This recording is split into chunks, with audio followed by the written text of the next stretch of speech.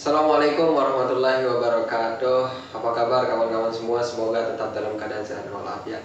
Saya Tony Jagat Galih, program studi agama Islam, pendidikan agama Islam di Sekolah Tinggi Agama Islam Madinatul Ilmi. Hari ini saya akan mewawancarai salah satu narasumber atau salah satu dosen di Sekolah Tinggi Agama Islam Madinatul Ilmi, dosen pendidikan agama Islam di STMI. Sudah hadir beliau Ustaz Dr. Salman Farisi MUD. Apa kabar Ustaz? Baik, alhamdulillah. Sehat ya. Mungkin lebih biar lebih abdul gitu ya. Narasumber sendiri yang memperkenalkan diri, mohon izin Ustaz. Perkenalkan. Ya. Assalamualaikum warahmatullahi wabarakatuh. Waalaikumsalam warahmatullahi wabarakatuh. Ya, alhamdulillah, nama saya Salman Farisi. Mungkin setelah akademik saya itu Dr. Salman Farisi ya. Bidang keilmuan saya, konsentrasi keilmuan saya adalah pendidikan Islam. Ya, mungkin singkat saja itu. Ya, baik. Nah, hari ini kita akan berbicara tentang seputar pendidikan Islam, Ustaz. Ya. Saya akan bertanya mengenai bagaimana pertanyaan yang pertama, bagaimana menurut Ustaz tentang kondisi pendidikan Islam kita pada saat ini, Ustaz? Ya.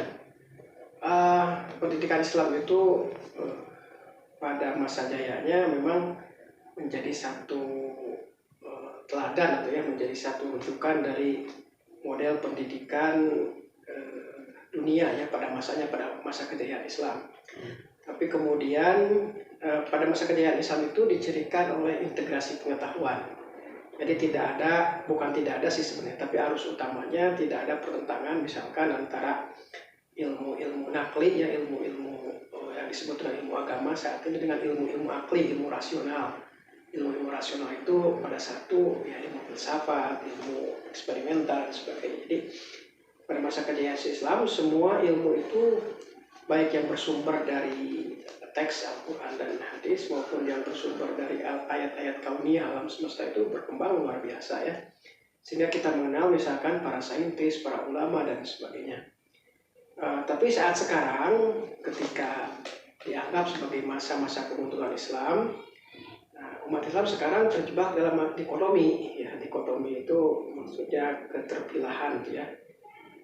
Umat Islam saat ini lebih mengembangkan ilmu-ilmu yang bersifat nakliyah atau ilmu-ilmu yang bersifat wahyu ya, teks ya gitu ya. Jadi hadoratun nas lah, peradaban teks itu. Dan dalam peradaban teks itu pun yang dikembangkan tidak semua ilmu, cenderung ilmu-ilmu yang bersifat fikih. Dan fikih yang dikembangkan pun adalah fikih-fikih yang sangat kaku gitu ya. Sehingga terjadi kalau kita lihat sekarang ya di media sosial atau perdebatan-perdebatannya di sekitar masalah-masalah itu saja yang sebenarnya sudah dikaji ribuan tahun yang lalu gitu ya. Nah, sementara ilmu-ilmu yang berasal dari ilmu rasional atau ayat-ayat kauniyah seperti ilmu-ilmu umum lah yang kita kenal sekarang itu memang masalah ketinggalan sangat jauh saat ini. Nah, survei membuktikan bahwa di negara-negara Islam itu sangat ketinggalan, misalkan penguasaan matematika, fisika, teknologi ya. Nah, negara-negara Islam rata-rata menjadi konsumen bagi kemajuan pemikiran Barat lah saat ini. Nah, itu mungkin kondisi itu. Jadi kondisi dikotomi antara wahyu dengan akal, antara wahyu dengan alam, antara wahyu dengan masalah agama dengan ilmu non agama itu masih sekarang masih berlaku sehingga umat Islam masih sulit untuk keluar dari keterpurukan. Itu mungkin. Ya, baik, terima kasih.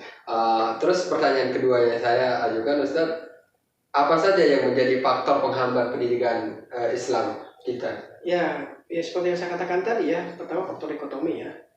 Artinya menganggap bahwa ilmu-ilmu selain ilmu-ilmu nakal itu seperti ilmu yang bukan dari Islam. Nah, kan sebenarnya di dalam Al-Quran dijelaskan bahwa semua ilmu itu ya adalah ilmu yang berasal dari Allah gitu ya. Kalau kita niatkan untuk mendekatkan diri kepada Allah, ilmu yang dianggap umum, biologi, fisika itu menjadi bagian dari upaya mendekatkan diri kepada Allah Subhanahu wa Ta'ala. Yang faktor-faktor pertama yang mungkin faktor paradigma yang masih dikotomi. Yang kedua juga faktor metodologi. Faktor metodologi dalam pembelajaran kita ini cenderung bersifat dogmatis ya.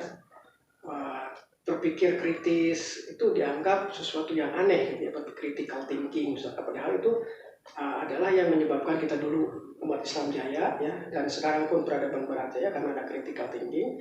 Yang kedua juga metode pengajaran yang cenderung pada hafalan.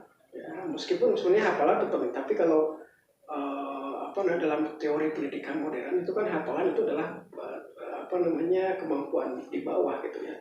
Sementara kreativitas, inovasi dan sebagainya justru yang diperlukan pada abad 21 ini. Berarti itu yang paling Jadi secara metodologis, terus kemudian juga kita lihat misalkan di lembaga-lembaga pendidikan Islam, meskipun memang sebagian sudah ada yang melakukan modernisasi ya, masih cenderung utamanya adalah ceramah misalkan ya, strategi pembelajaran atau metode penjarahan itu ya masih ceramah, belum ada pengayaan metode-metode mengajar yang lebih melibatkan siswa ya.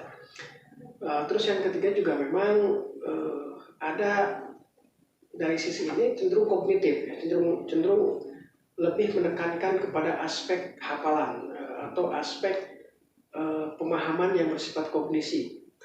Sementara pada aspek yang bersifat pembentukan akhlak atau afeksi dan skills ya, psikomotor itu tidak diterapkan, sehingga tidak aneh misalkan sekarang kok ada pertanyaan dari SD, SMP, SMA semua diajarin agama, tapi kok moralitasnya siswa itu jatuh misalkan. Karena memang pelajaran agama itu hanya diajarkan, hanya transfer of knowledge gitu, hanya transfer pengetahuan saja, bukan sesuatu yang dialami oleh siswa gitu.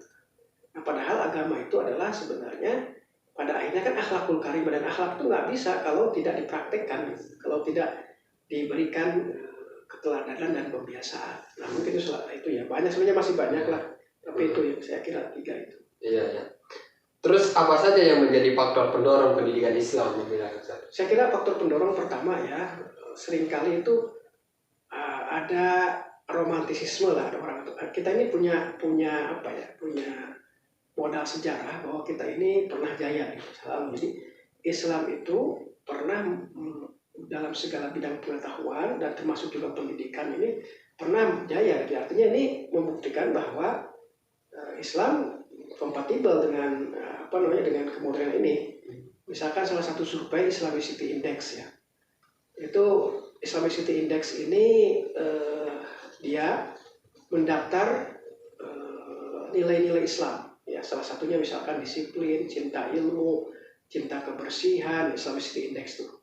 Jadi nilai-nilai Islam itu. Nah kemudian disurveikan negara mana saja yang mewakili nilai-nilai Islam itu. Ternyata yang mewakili nilai-nilai Islam itu adalah negara-negara maju yang bukan orang Islam. Ada 10 negara maju itu ya negara Eropa, negara Skandinavia gitu ya. Nah negara-negara Islam justru dari sisi nilai Islam itu tidak terlihat gitu ya.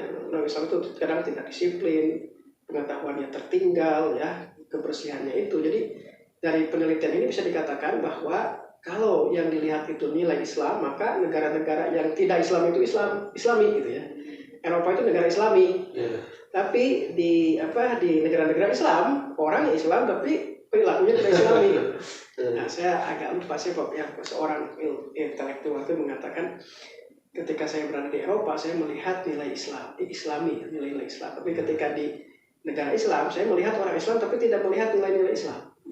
Nah, data ini Islamicity Index itu menunjukkan kepada kita bahwa sebenarnya nilai-nilai Islam gitu ya, atau nilai-nilai utama Islam itu sangat kompatibel dengan kemajuan. Jadi kalau kita mau melaksanakan ajaran Islam yang bersifat universal tadi, nilai-nilai tadi, insya Allah kita maju. Dalam Islam kan banyak perintah-perintah menuntut ilmu, bagaimana mengembangkan akal di dalam Quran, itu banyak sekali. Nah, jadi yang pertama saya kira kita faktor sejarah, punya sejarah yang sudah membuktikan. Yang kedua juga faktor dari ajaran-ajaran Islam yang ternyata kompatibel dengan nilai-nilai kemodernan. Nah masalahnya adalah pertanyaannya ke kita. Nah sekarang jadi Islam seperti apa yang kita kembangkan saat ini? Kok nggak bisa maju gitu?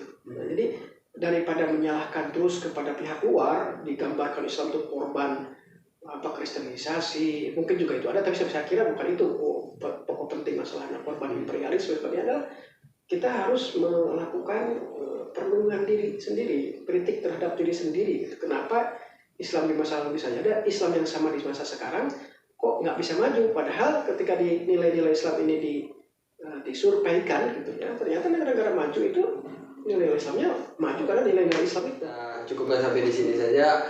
Sekian, terima kasih. Assalamualaikum warahmatullahi wabarakatuh. Waalaikumsalam.